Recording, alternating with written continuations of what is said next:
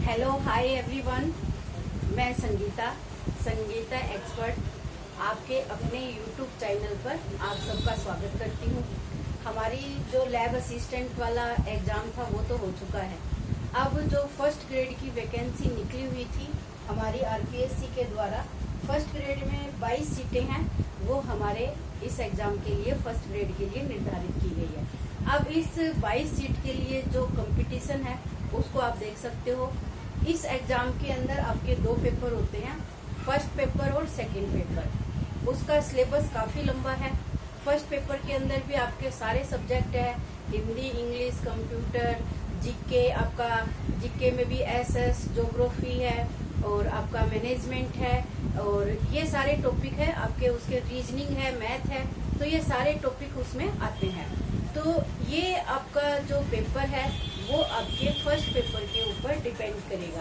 आपका first paper कितना strong है उस चीज़ को वो दिखाता है कि मतलब फर्स्ट पेपर आपका अगर मजबूत है तो आप सेकंड पेपर है वो भी अच्छे तरीके से तैयार कर सकते हो। एक इसके अंदर जो सिलेबस बताया गया है वो आपका एक तो 12th का है और एक आपका बीए बीएससी आपने जो भी की है उसका स्टैंडर्ड का है, ग्रेजुएट का, और एक आपका एमए एमएससी का जो भी आपने कर रखी है उसके अकॉर्डिंग, यानी 3 के अनुसार आपका सिलेबस है वो निर्धारित किया गया है।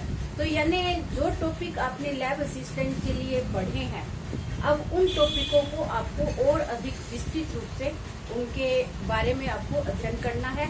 यानी मुख्य टॉपिक तो आप लोगों के लैब असिस्टेंट वाले एग्जाम में आ चुके थे। अब उसके अलावा वो तो आपको पढ़ना ही पढ़ना है, वो आपका 12th के स्टैंडर्ड के अकॉर्डिंग था। अब आपको उसको बीए के अकॉर्डिंग, आपको ग्रेजुएशन के अकॉर्डिंग देखना है और एक आपको जो एमएससी जो भी आपने कर रखी है उसके अकॉर्डिंग आपको वो सिलेबस है वो कंप्लीट करना है। तो यानी टॉपिक तो हमारे कुछ ही एक्स्ट्रा होंगे, लेकिन उससे संबंधित जो जानकारी है वो आपको सारी की सारी इसके अंदर देखने को मिलने वाली है। तो आज मैंने इसी के अंदर से, जैसे भोजन में हमने खूब सारे टॉपिक देखे थे, भोजन क्या है, संतुलित भोजन क्या है, भोजन के कार्य क्या है, इन सब के बारे में हमने लैब असिस्टेंट वाले कार्यक्रम के अंतर्गत चर्चा की थी। तो आज मेरा जो टॉपिक है वो है हमारा भोजन पकाने की विधियाँ, मेथड ऑफ कुकिंग। आपको हिंदी और इंग्लिश दोनों चीजें हैं वो देखना जरूरी है। अभी जो लैब असिस्टेंट के पेपर में हिंदी वर्ड जो आए थे वो आपके बहुत हार्ड थे। अगर उसके अकॉर्डिंग आपको इंग्लिश उनका पता है तो वो क्वेश्चन करना आप लोगों के लिए आसान हो जाता है। तो आज हम भोजन पकाने की विधियां है उसका अध्ययन करेंगे। इन विधियों को हमने इस आधार पर है वो वर्गीकृत किया है। पहला है पानी के द्वारा पकाने जाने वाली विधि, दूसरा है हमारा भाप के द्वारा बनाए जाने वाले जो व्यंजन होते हैं, वसा के द्वारा बनाए जाने वाले व्यंजन, गर्म वायु के द्वारा बनाए जाने वाले व्यंजन, और इसमें 5वां जो आपका टॉपिक है वो है आपकी सम्मिलित विधियां, और एक आपका छठा है अन्य विधियां। इन सारी विधियों को आपको अध्ययन करके देखना है कि कौन सी विधि है वो हमारे भोजन में सबसे ज्यादा फायदेमंद होती है। इन सारी विधियों को आपको ये देखना है कि अच्छी विधि कौन सी है, आपकी हानि वाली विधि जो आपके शरीर हेल्थ को नुकसान पहुंचाती है वो विधियां कौन सी है, और कौन सी विधि किस तापमान के ऊपर कार्य करती है। तो इन बिंदुओं के ऊपर आपको विशेष रूप से ध्यान देना है। तो पहले हम अध्ययन करेंगे पानी के द्वारा जो भोजन बनाया जाता है वो विधियां क्या है। ये भी आपको पता होना चाहिए कि भोजन हम पकाते क्यों हैं, कच्चा ही क्यों नहीं खाते हैं, ये सारी बातें भी हमें इसके अंदर देखनी है। साथ में विटामिन जो आपका टॉपिक मैंने पढ़ाया था, कौन कौन से विटामिन है, जल में घुलनशील कौन से हैं, वसा में घुलनशील कौन से हैं, तो उसके आधार पर आपको ये भोजन की विधियां है वो प्रयोग में लेनी है। आप जो पानी के द्वारा बना रहे हो तो उसमें आपको ये देखना पड़ेगा कि जो पानी में घुलनशील विटामिन है हम पानी से बना रहे, कहीं उसमें मिक्स ना हो जाए। तो हमें ये मेथड है वो दूसरी विधियों के साथ हमें उसका यूज करना होगा। तो ये सारा आपको पता होगा, तभी आप इन मेथड्स को अपने डेली रूटीन के अंदर अपने भोजन पकाने में आप यूज कर सकते हो, ताकि आपके जो पोषक तत्व है उनका अच्छे तरीके से भोजन में संरक्षण हो सके। तो इसके लिए सबसे जैसे देखना है हमें कि उबालना क्या है, बॉइलिंग। उबालना को हम क्या बोलेंगे, बॉइलिंग प्रोसेस है हमारी, वो क्या है। तो इसके लिए जो आपको ध्यान देने वाली बात है कि ये बॉइल करने की जो प्रोसेस है वो आपकी 100 डिग्री सेंटीग्रेड के ऊपर की जाती है। तो इसका जैसे तापमान पूछ लिया जाएगा। अभी पूछा है प्रेशर कुकर वाला कि प्रेशर कुकर जो विधि है वो कितने तापमान के ऊपर यूज की जाती है। खदकाना की विधि है। खदकाना वाला, खदकाने का मतलब है एक तो उबालना, जैसे आप चावल उबालते हो, आलू उबालते हो, छोले उबालते हो, तो ये सारी प्रोसेस क्या होती है, आपकी बॉइलिंग की प्रोसेस आती है। दूसरी आपकी खदकाना की है। इसके अंदर आप एक तो जो खीर बनाते हो अपने घर में, खीर की प्रोसेस आती है खदकाने वाली में, और एक आपकी कढ़ी जो बनाते हो आप, वो दोनों प्रोसेस है आपकी खदकाने वाली प्रोसेस के अंतर्गत आती है। खदकाने का मतलब है कि धीरे धीरे आप गैस के ऊपर उसको एकदम बनाते हो। अगर फुल बनाओगे तो वो आपकी कढ़ाई से बाहर निकल आएगी। तो ये प्रोसेस आपकी क्या कहलाती है, खदकाने वाली, जो 80 से 90 डिग्री टेम्परेचर के ऊपर ये आपकी बनाई जाती है। एक आती है आपकी स्टूइंग प्रोसेस। स्टूइंग प्रोसेस का मतलब यही है कि आपकी वह विधि जिसके अंदर क्या करना है, आपको पानी इतना ही डालना है जितना कि वो सोख ले। एक्स्ट्रा पानी उसके अंदर नहीं होना चाहिए। जो आप घर में सूखी सब्जियां बनाते हो वो सारे इसके उदाहरण है स्टूइंग प्रोसेस के। तो इसके लिए भी हमें क्या करना है, 80 से 90 डिग्री सेंटीग्रेड तापमान को यूज करना है। तो ये हमारी आ जाती है पानी से बनाने वाली विधियां। दूसरी आती है हमारी भाप के द्वारा पकने वाली विधियां। आप अपने घरों के अंदर डेली यूज करते हो, आप खमन बनाते हो, इडली बनाते हो, तो ये सारी प्रोसेस आपकी किस में आ जाती है, ये आपकी भाप के द्वारा पकाने वाली विधियां इसके अंदर शामिल की जाती है। इससे संबंधित मैंने आपको वीडियो भी है, कुकिंग के प्रोसेस के वीडियो है, वो आपको काफी इसी चैनल के ऊपर मैंने डाल रखे हैं। तो उसमें आप देख सकते हो इडली कैसे बनाई जाती है, खमन है वो आपका कैसे बनाया जाता है। तो जो भाप के द्वारा हम भोजन बनाते हैं, ये आपकी दो प्रोसेस होती है। एक को हम क्या कहते हैं, प्रत्यक्ष विधि कहते हैं, और दूसरे को हम क्या कहते हैं, अप्रत्यक्ष विधि कहते हैं।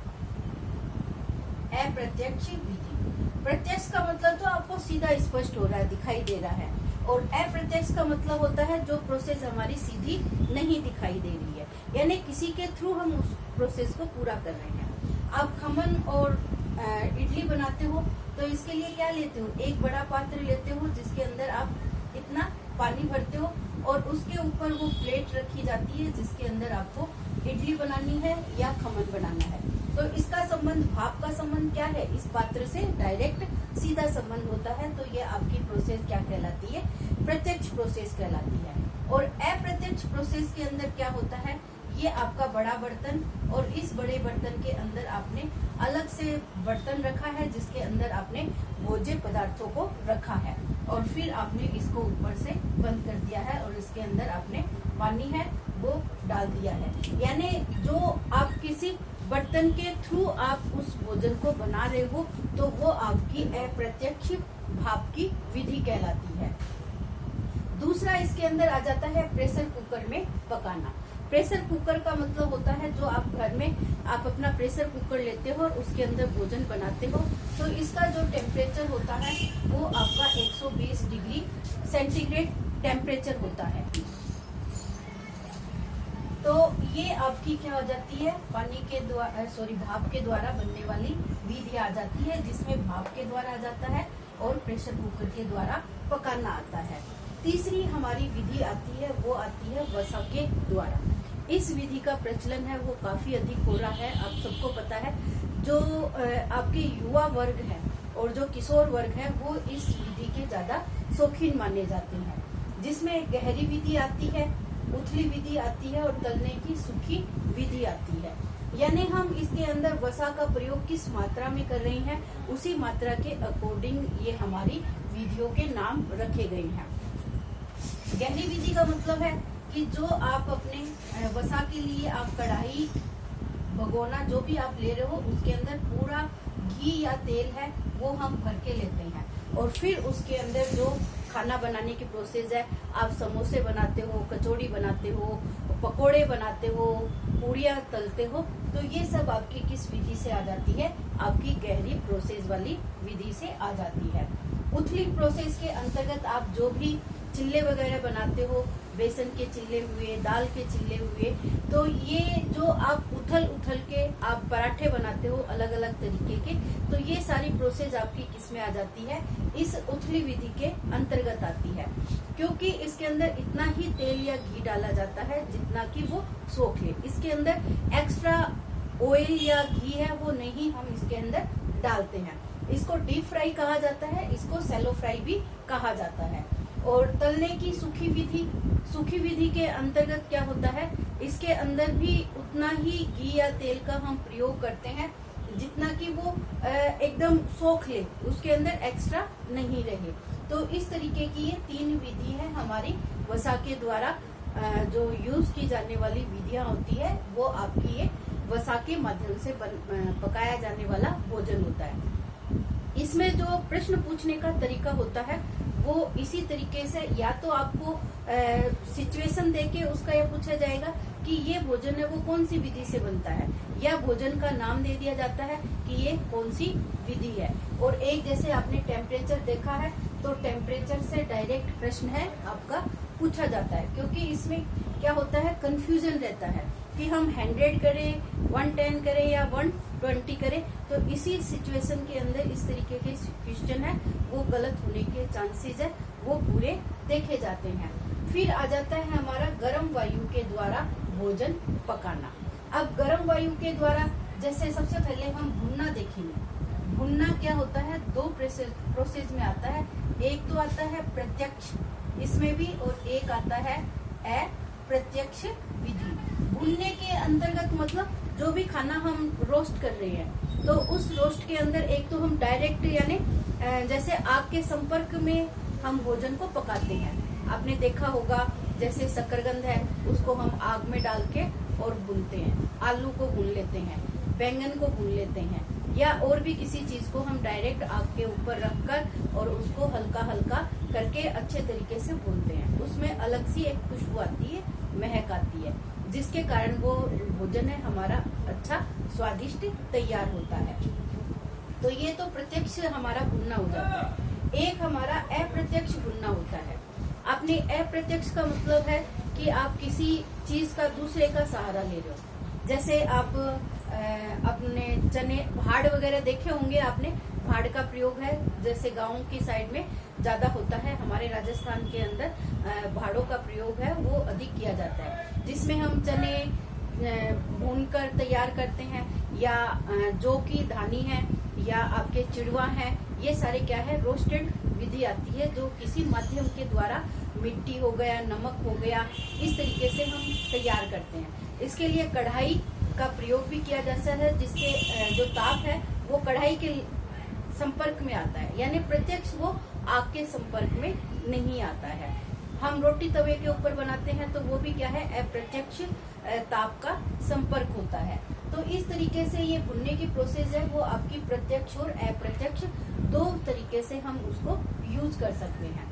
एक है आपका बेक करना। बेक करने का मतलब भी होता है इसी तरीके से जैसे ताप के माध्यम से हम किसी भी भोजन को बेक कर रहे हैं। टोस्टर इसका यूज हो सकता है, ब्रेड वगैरह सेकने के लिए, ओवन का भी इसके अंदर यूज कर सकते हैं। यानी बेक करना का मतलब होता है जिसके अंदर हम किसी ताप के माध्यम से वस्तु को सेक कर पका के तैयार कर रहे हैं। ब्राइल प्रोसेस होती है। ब्राइल प्रोसेस के अंतर्गत भी क्या होता है, जैसे आपका तंदूर है, इस तरीके का जो कोई भी पात्र होता है उसको हम गर्म कर लेते हैं और फिर उसके अंदर रखकर और भोजन को ढक के और उसके अंदर ताप के माध्यम से बनाया जाता है। यानी गर्म वायु का जो संपर्क हो या ताप का संपर्क हो, उसके माध्यम से बनाया जाने वाला भोजन है वो आपका बेक करना भी आता है, ब्राइल करना भी आता है और एक फुलाना प्रोसेस भी इसके अंतर्गत आता है। और माइक्रोवेव का आपने देखा ही है, केक, पिज्जा, बर्गर जो आप बनाते हो तो वो इस माइक्रोवेव के अंदर पकाने की प्रोसेस होती है। इसमें अलग अलग टेम्परेचर के ऊपर अलग अलग चीजों को बनाया जाता है। इसके अंदर एक कुछ सम्मिलित विधियां भी आती है। सम्मिलित विधियों का मतलब होता है दो से अधिक प्रोसेस को एक साथ काम में लेना। दो से अधिक विधि जब एक साथ यूज करके बनाई जाती है तो उसको हम क्या कहते हैं, सम्मिलित विधियां कहते हैं। जैसे भूनने के पश्चात हम उसको उबालते हैं या उबालने के पश्चात हम उसको भूनते हैं। तो इस तरीके की जो विधियां बनाई जाती है वो हमारी क्या होती है, ये सम्मिलित विधि आ जाती है। तो उबालने की भी हो गई और भूनने की भी हो गई, या भूनने की भी हो गई और उबालने की भी हो गई। तो कई इस तरीके की विधियां हैं जो हम यूज में कर सकते हैं। आप सब्जी बनाने के लिए भी ये प्रोसेस काम में लेते हो। आलू को हम उबालते हैं, उसके बाद फ्राई करते हैं, या चनों को हम पहले उबाल लेते हैं, उसके बाद उसको फ्राई करके भी सूखा उसको भूनकर सेक कर भी उसकी चाट वगैरह है वो बनाई जाती है। यानी बहुत सारे ऐसे मेथड है जिनको आप दो को मिक्स करके और किसी तीसरी तरीके की विधि का निर्माण करते हो। जो महत्वपूर्ण विधियां आती है वो आपकी ये अन्य विधियां आती है। इससे लास्ट ईयर भी आपके फर्स्ट ग्रेड में ब्लाचिंग विधि क्या होती है, इससे प्रश्न है वो पूछा गया था। ब्लाचिंग विधि किस लिए काम में ली जाती है, ये फूड को प्रिजर्वेशन करने के लिए इस विधि का प्रयोग किया जाता है। खाद्य परिरक्षण विधि का प्रयोग करने के लिए, और उसमें परिरक्षण किसका रखा जाता है, फल और सब्जियों को रखने के लिए। फल और सब्जी इनको जब हम सुखाकर अपने घर के अंदर प्रिजर्व करके इनको रखते हैं तो उसके लिए ब्लाचिंग विधि काम में ली जाती है। क्यों ली जाती है, इनके जीवाणुओं को मारने के लिए, जीवाणुओं से निसंक्रमित करने के लिए हम ये ब्लाचिंग विधि का प्रयोग करते हैं। इसमें करना क्या होता है, पानी के अंदर हम पानी को अच्छा गर्म करते हैं जो बिल्कुल 100 डिग्री सेंटीग्रेड के ऊपर हो, और उसमें कटे हुए फल व सब्जी को 2 से 3 मिनट तक उसको डाला जाता है और फिर तुरंत ही उतने ही ठंडे टेम्परेचर के अंदर उस सब्जियों को तुरंत डाल दिया जाता है। इससे फल व सब्जियों का रंग है वो एकदम उसी तरीके का चमकीला और बिल्कुल उसके अंदर किसी भी तरीके का प्रभाव नहीं पड़ता। जैसे मटर का हम प्रिजर्वेशन करते हैं तो वो इसी तरीके के प्रोसेस अपनाते हैं। पहले उबलते पानी में उसको डालते हैं, 2 मिनट रखते हैं, फिर उसको तुरंत ठंडे पानी में डालते हैं। तो ये विधि भी मैंने आपको अपने उस चैनल पे डाल रखी है कि किस तरीके से ब्लाचिंग विधि का प्रयोग करके हम उसको लंबे समय तक अपने घर में संरक्षित करके रख सकते हैं। फिर एक आती है आपकी पोच विधि क्या है। इन शब्दों से प्रश्न है वो पूछे जाते हैं और ये कंडीशन होती है, ये आपको ऑप्शन में दिखाई देती है कि ये क्या है। तो पोच क्या है, गुनगुने जल में भोजन को पकाना। जो आपका पानी है, गुनगुने का मतलब है न तो वो बहुत ज्यादा गर्म होता है, न ही वो बहुत ज्यादा ठंडा होता है। तो उस गुनगुने पानी के अंदर जो भोजन पकाया जाता है उसी प्रोसेस को हम किस नाम से जानते हैं, पोच नाम से जानते हैं। कैरेमिल क्या होता है, ये कैरेमिल से भी प्रश्न पूछा जाता है। कैरेमिल क्या होता है, कैरेमिल का मतलब होता है कि आप जो शुगर या गुड़ है उसको आप ब्राउन कलर में परिवर्तित करते हो। और ये ब्राउन कलर कब परिवर्तित होता है, जब शक्कर या गुड़ को आप आंच के ऊपर पहले पिघालते हो और पिघालने के बाद वो धीरे धीरे ब्राउन कलर के अंदर परिवर्तित हो जाता है। तो ये प्रोसेस आपकी कैरेमिल के नाम से जानी जाती है। किसका किया जाता है, इसमें ये पूछ लिया जाता है कि कैरेमिल है वो किसका किया जाता है, तो ये शुगर का किया जाता है। प्यूरी बनाना, प्यूरी बनाना आपने शब्द देखा होगा कि प्यूरी बनाना क्या होता है। तो ये भी आप क्या करते हो, जब आप सब्जियों जैसे टमाटर प्याज है इनको आप पीस के छान के और इसका लिक्विड जो घोल तैयार करते हो उसी को हम क्या कहते हैं, प्यूरी बनाना कहते हैं। जो आप रेशेदार सब्जियां बनाते हो तो इसके लिए आपको इस तरीके की प्रोसेस है वो करनी जरूरी होती है। स्टॉक क्या होता है? स्टॉक नाम से आपको जैसे आभास हो जाए कि किसी भी चीज को हम इकट्ठा करके रखते हैं तो वो क्या होता है, स्टॉक हो जाता है। लेकिन यहाँ पे स्टॉक क्या है? ये एक भोजन पकाने की विधि है जिसमें सब्जी व फलों का गुद्दा निकाला जाता है। जैसे जैम जेली बनाने के लिए आप क्या करते हो, पहले सब्जी और फलों का आप गुद्दा निकाल के तैयार करते हो, तो वो आपका क्या कहलाता है, स्टॉक प्रोसेस कहलाती है। फिर आती है कैंडी। कैंडी का नाम भी आपने सुना है कि कैंडी क्या होती है, हम बनाते हैं आम मैंगो कैंडी हो जाती है, आंवला कैंडी हो जाती है। तो ये कैंडी की प्रोसेस क्या होती है कि किसी भी फल या सब्जी को आप पीसेस बना के और चाशनी में जब तक उबालते हो जब तक कि वो आपकी पारदर्शी ना हो जाए, बिल्कुल ट्रांसपेरेंट है, आपको दिखाई देती है, तो ये आपकी क्या कहलाती है, कैंडी कहलाती है। यानी चाशनी में भोजन को पकाना आपका क्या कहलाता है, कैंडी कहलाता है। और वो कैंडी क्या है, पारदर्शक होनी जरूरी होती है। फिर आता है छोंक। छोंक क्या है? छोंक आप सभी जानते हो, जब घर में भोजन बनाते हैं तो आप सबके ऊपर जैसे कढ़ी है, दाल है, इडली है, खमन है, इन सब के ऊपर आप क्या लगाते हो, छोंक, जिसको हम तड़का, ये तड़का के नाम से भी पूछा जा सकता है। तड़का क्या होता है? ये हींग, जीरा या किसी भी और राई, इस तरीके का जो तड़का तैयार किया जाता है तो उसी को ही हम क्या कहते हैं, छोंक कहते हैं। ये भोजन की स्वादिष्टता को बढ़ाता है और इसको एक अलग टेस्ट प्रदान करता है। तो ये आज हमारी छोटी सी भोजन पकाने की वीडियो से संबंधित आपका चैनल बना है। और अगर आपको ये वीडियो में कोई भी तरीके की दिक्कत आए तो आप कमेंट के थ्रू आप अपनी बात है मेरे तक पहुंचा सकते हो। और अगर पसंद आए तो इसको लाइक शेयर करना न भूलना और अपनी तैयारी है वो कंटिन्यू रखना। All the best everyone, thank you.